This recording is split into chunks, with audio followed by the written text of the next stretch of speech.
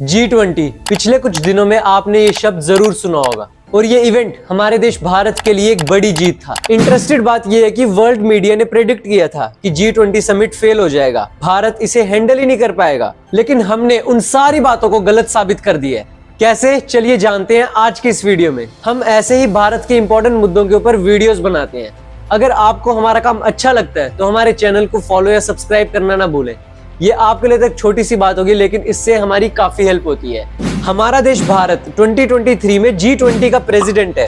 भारत के हर स्टेट और यूटी के 7 शहरों में 200 से अधिक इवेंट्स प्लान हुए हैं, जिनमें पूरी दुनिया के बड़े बड़े लीडर्स ने और 125 नेशनलिटी के लोगों ने, इन टोटल 25,000 लोगों ने पार्टिसिपेट किया है। और आप सबको खुशी होगी कि भारत को 100% कंसेंसस यानी फुल सपोर्ट मिला। ये भारत के लिए एक बहुत बड़ी जीत है। लेकिन सिर्फ मीटिंग्स करने से क्या फायदा? हमने इस प्रेसिडेंसी में सिर्फ बातें ही की, कुछ हासिल भी किया।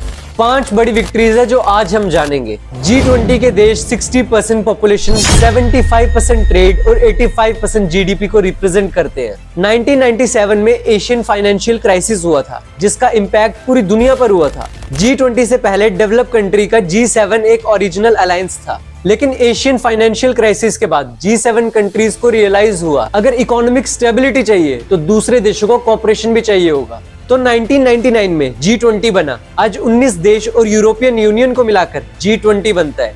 G20 के ऊपर एक फुल डिटेल्ड वीडियो हमने बनाया हुआ है। अगर आपको G20 के बारे में नहीं पता तो पहले उस वीडियो को जरूर देख लें। तो अब जानते हैं G20 समिट की 5 बड़ी विक्ट्रीज, और 5वीं वाली सबसे इंपॉर्टेंट है, इसलिए वीडियो को पूरा एंड तक देखें और प्लीज वीडियो को स्किप ना करें, ताकि वीडियो का ऑडियंस रिटेंशन रेट बना रहे, ताकि ये वीडियो ज्यादा से ज्यादा लोगों तक शेयर हो सके। विक्ट्री नंबर 1, G20 प्रेसिडेंसी एक एक्सीलेंट मौका है भारत का बदलता रूप दुनिया के सामने लाने का, और हमने ये किया भी। चाहे फिर वो यूपीआई पेमेंट फैसिलिटी हो या हमारा कल्चर या डेवलप होता हुआ इंफ्रास्ट्रक्चर। ये है भारत मंडपम, 130 एकड़ में फैला हुआ भारत का सबसे हाईटेक कन्वेंशन सेंटर।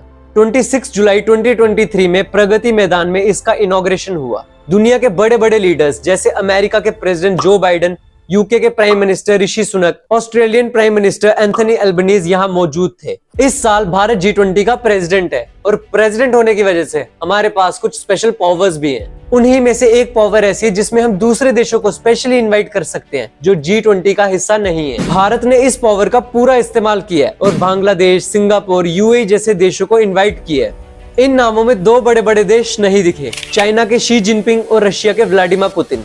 ये देश ना होने के कारण कई मीडिया वालों ने प्रेडिक्ट किया था कि इस साल भारत का G20 फेल हो जाएगा, लेकिन हुआ कुछ और। हमने इन बड़े बड़े लीडर्स के सामने डिजिटल पब्लिक इंफ्रास्ट्रक्चर का प्लान रखा। डिजिटल पब्लिक इंफ्रास्ट्रक्चर यानी DPI, जिसमें हमारा आधार, UPI, डिजी लॉकर जैसी टेक्नोलॉजीज आती हैं। जैसे हमारा DPI है, वैसे अलग अलग देशों का भी होता है। अगर हम सारे देश टेक्नोलॉजीज शेयर करते हैं तो बेहतर सिस्टम बना सकते हैं, और यही प्रस्ताव हमने वर्ल्ड लीडर्स के सामने रखा। साथ ही साथ अफ्रीकन यूनियन के लीडर भी यहाँ मौजूद थे। आप लोग देखो कि G20 समिट में डेवलप या डेवलपिंग देशों का होना हम मान सकते हैं, लेकिन अफ्रीका यहाँ पर क्यों था? विक्ट्री नंबर 2, ये G20 समिट इतिहास में लिखा जाएगा, और इसका मेन रीजन है अफ्रीका। भारत ने G20 को एक्सपेंड करके हमेशा के लिए G21 कर दिया है। अब अफ्रीका भी इस ग्लोबल ग्रुप का हिस्सा होगा। जैसे G7 देशों ने एशिया के डेवलपिंग देशों को साथ बुलाया था, वैसे ही भारत ने अफ्रीकन यूनियन को G20 का हिस्सा बनाया। अफ्रीकन यूनियन में ये 55 कंट्रीज आती हैं, जिसका टोटल पॉपुलेशन 1.3 बिलियन है। इनमें इजिप्ट, एथियोपिया, साउथ अफ्रीका जैसे इंपॉर्टेंट देश आते हैं। अफ्रीका इंपॉर्टेंट इसलिए है क्योंकि अफ्रीका दुनिया की सबसे बड़ी इन्वेस्टमेंट अपॉर्चुनिटी है। अफ्रीका दुनिया का खजाना माना जाता है। यहाँ डायमंड, गोल्ड, लिथियम जैसे रियल मिनरल्स मिल सकते हैं। अफ्रीकन यूनियन को G20 में शामिल किया गया है। ये भारत के लिए एक बड़ी जीत है। सोचिए, इस एक मूव से अफ्रीकन देशों में भारत के लिए कितना ज्यादा ट्रस्ट बढ़ेगा। हाल ही में न्यूज आई थी कि भारत अफ्रीका में $150 बिलियन की इन्वेस्टमेंट करने वाला है। विक्ट्री नंबर 3, अमिताभ कंठ हमारे G20 के शेरपा थे।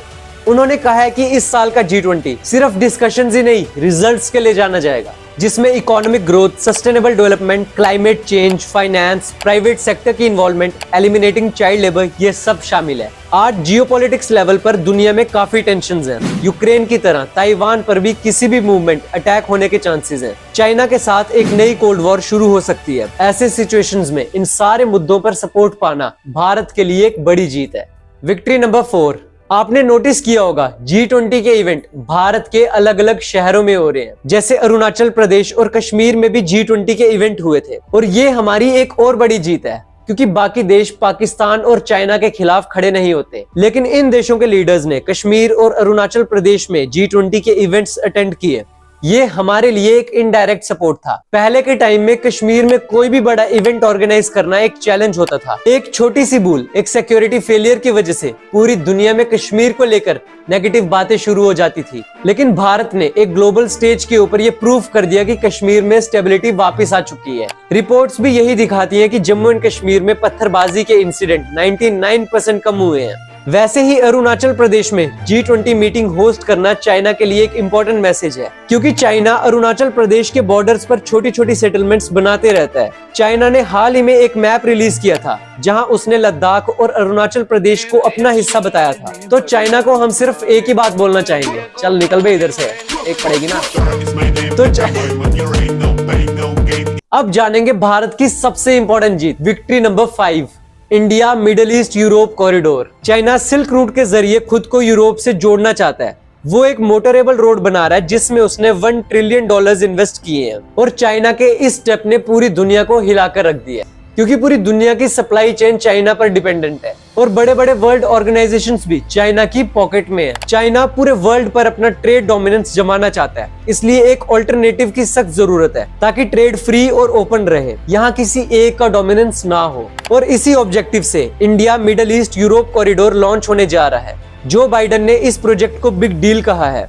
यहाँ भारत रेलवेज और वाटरवेज का इस्तेमाल करेगा। हमारे साथ साथ Saudi Arabia, UAE, Israel, Jordan और यूनाइटेड स्टेट्स इस प्रोजेक्ट का हिस्सा होंगे। साथ ही साथ यूरोप के फ्रांस, जर्मनी, इटली और यूरोपियन यूनियन के कुछ देश भी शामिल होंगे। इस बड़े प्रोजेक्ट में हम सी रूट से यूएई के साथ जुड़ेंगे, फिर सऊदी अरेबिया, जॉर्डन, इजराइल से होकर कनेक्शन यूरोप तक बनेगा। अगले 60 दिनों के अंदर अंदर इस प्रोजेक्ट का प्लान बनेगा और एग्जीक्यूट होना भी स्टार्ट हो जाएगा। ये है भारत का इम्पैक्ट, जो पिछले कुछ महीनों की फॉरेन विजिट्स का नतीजा है। जो लोग कहते हैं ना कि मोदी तो बेस्ट ट्रैवल इन्फ्लुएंसर है, ये तो सिर्फ एक देश से दूसरे देश घूमते ही रहते हैं, उनके मुंह पर ये करारा तमाचा है। अगर आपको हमारी वीडियो से वैल्यू मिली या कुछ नया सीखने को मिला तो प्लीज हमारी वीडियो को लाइक जरूर करें और अपने दोस्तों के साथ शेयर जरूर करें, क्योंकि वर्ल्ड हिस्ट्री में 2023 साल इंपॉर्टेंट होने वाला है। 21st सेंचुरी भारतीय सेंचुरी के नाम से जानी जा रही है। तो मिलते हैं आपसे एक दूसरी वीडियो में, जहाँ कहानी तो नहीं होगी पर बताने वाला तुम्हारा दोस्त आयुष ही होगा। देसी बालक,